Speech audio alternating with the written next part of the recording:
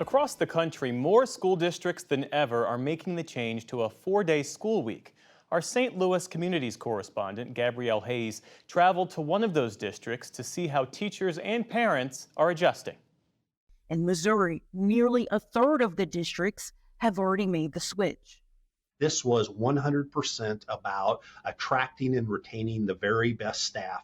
Independent School District Superintendent Dale Hurl led the change to a 4-day school week this year. Right from the start, we wanted everyone to know that this was not about saving money. We know we're actually spending more on this model.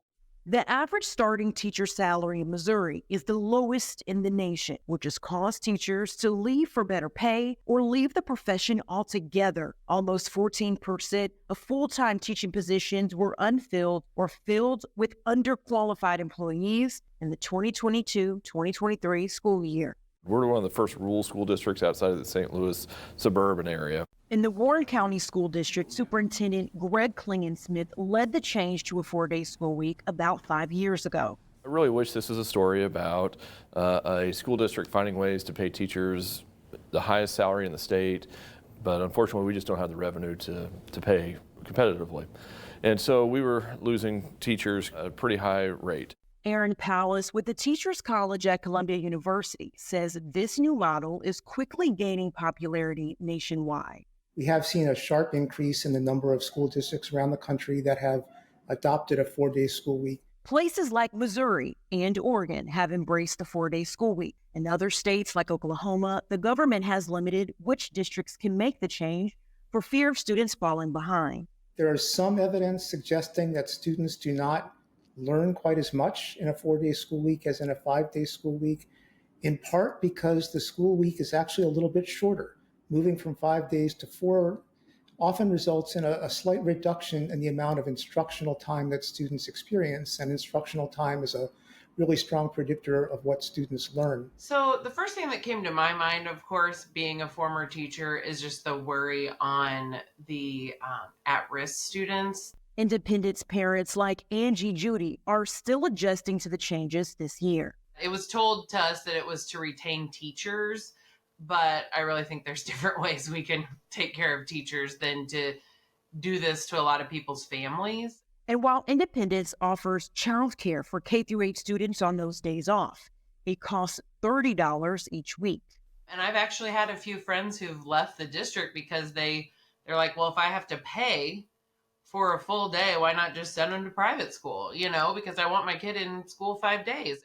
They're going to get into a routine, and you're not going to have the need for the childcare that you thought you were going to. Palace says he expects this issue to crop up more as more districts turn to this model. For many families, the 5th day is a challenge because they have to provide care for their children who are not being supervised in school.